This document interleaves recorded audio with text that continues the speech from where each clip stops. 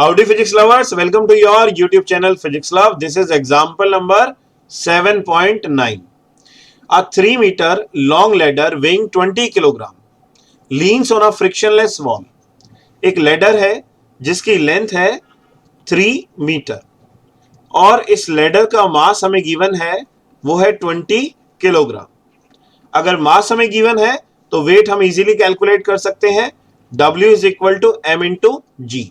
So weight of the ladder आ जाएगा 20 multiply by 9.8।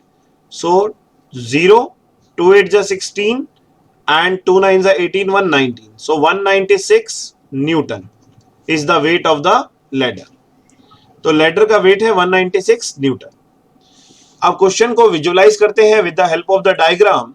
It's feet rest on floor 1 metre away from the wall as shown in the figure.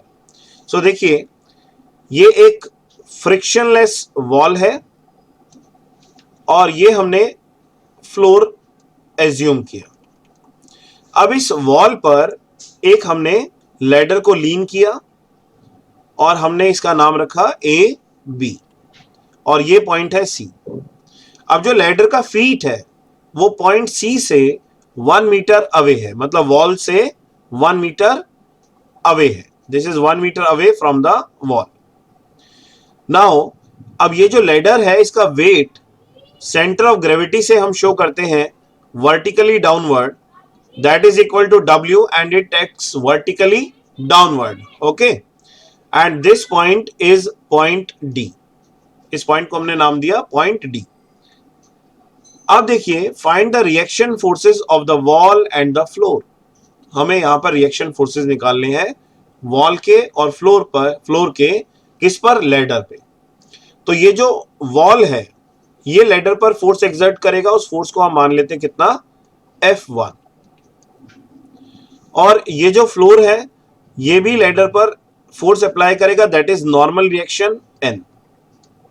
अब floor पे ladder outward direction में move करेगा तो friction force inward लगेगा, क्योंकि friction always acts in the opposite direction of the motion.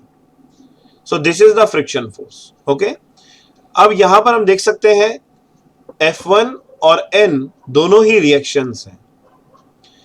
लेकिन अगर आप पॉइंट B को ध्यान से देखें तो पॉइंट B पर दो तरह की फोर्सेस एक्ट कर रही हैं, एक है फ्रिक्शन और दूसरी है नॉर्मल रिएक्शन। इन दोनों का हमें क्या फाइंड करना होगा, रिजल्टेंट। सो इसका रिजल्टेंट हम मान लेते हैं that is F2। F2 is the resultant force.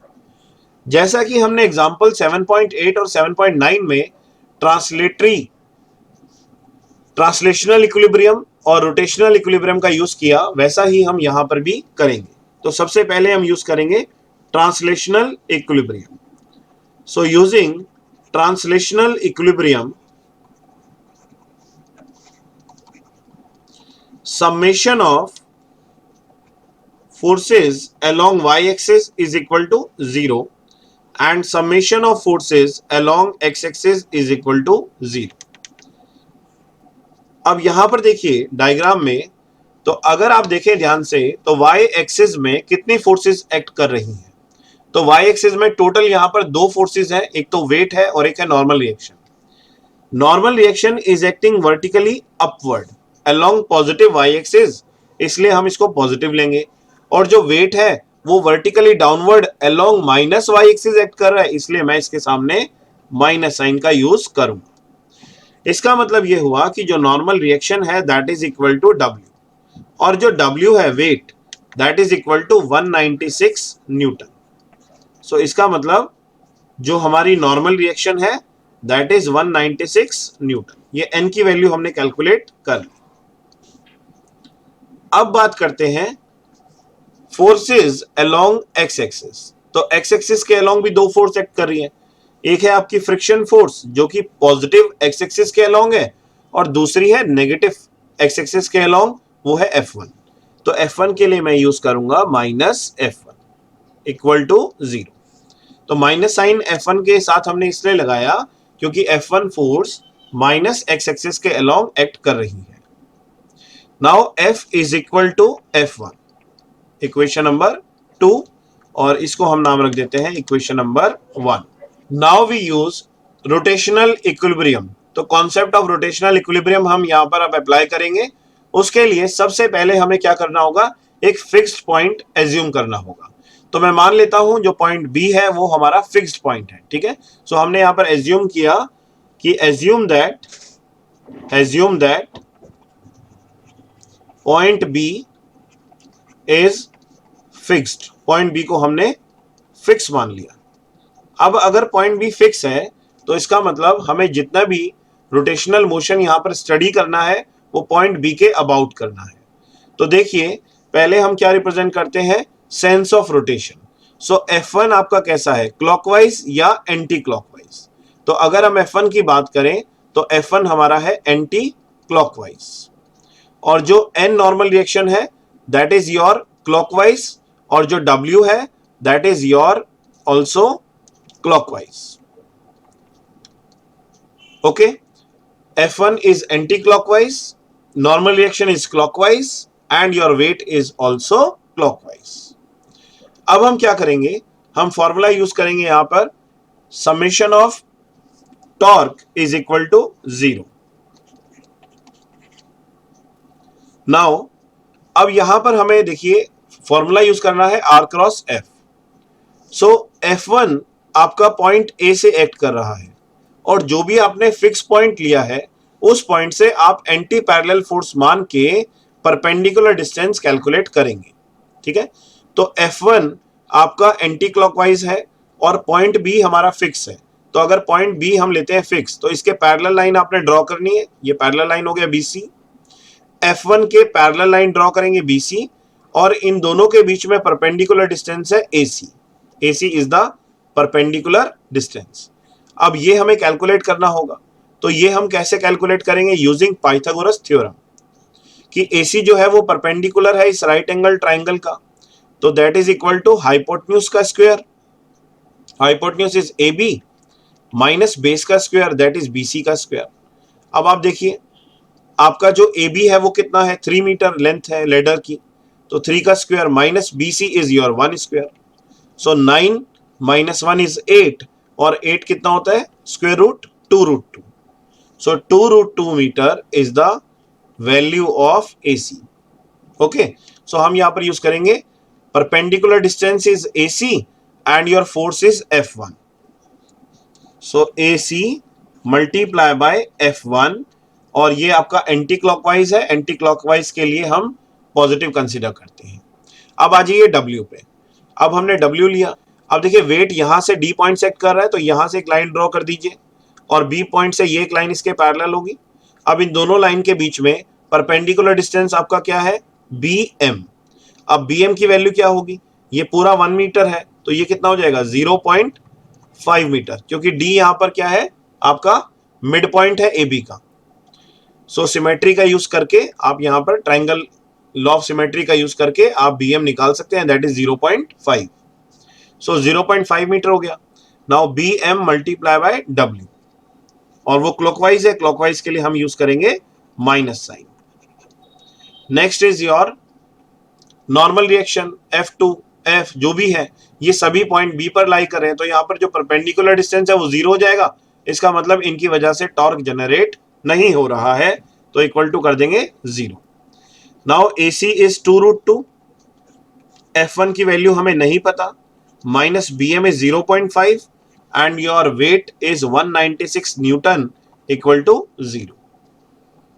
So 2√2 F1 is equal to 196 multiply by 0.5, point हटा देते हैं तो 10 आ जाएगा, 5 2 ज़ा 10, 2 से इसको कैंसिल कर देते हैं, 2 9 ज़ा 18, 2 8 ज़ा 16, 2 से फिर कैंसिल कर दिया, 2 4 ज़ा 8 एंड 2 9 ज़ा 18. So F1 is equal to 49 divided by √2, and the value of √2 is 1.414. so 49 by 1.4. अब इसको डिवाइड करके हम देख लेंगे कितना आएगा, F1 is equal to 49 divided by 1.4. तो देखिए 49 डिवाइडेड बाय 1.4, ये हमारा सॉल्व करके आ गया 35. So it is 35 Newton. So F1 की वैल्यू हमने कैलकुलेट की, that is 35 Newton. So it is your equation number 3। अब इस इक्वेशन नंबर 3 की जो वैल्यू आई है F1 की, ये हम पुट कर देंगे इक्वेशन नंबर 2 में। Put the value of F1 in equation number 2. So F is equal to F1 and F1 is 35 Newton. So देखिए यहां पर हमने अभी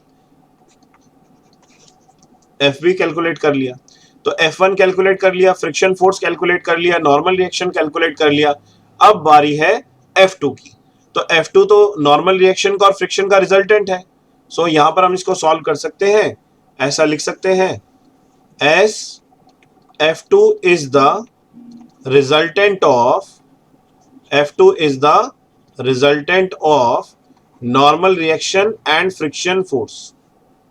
So F2 की वैल्यू आपकी आएगी square root of normal reaction का स्क्वायर प्लस फ्रिक्शन फोर्स का स्क्वायर। नॉर्मल रिएक्शन हमारा कितना है, जितना बॉडी का वेट था, दैट इज 196। सो 196 का स्क्वायर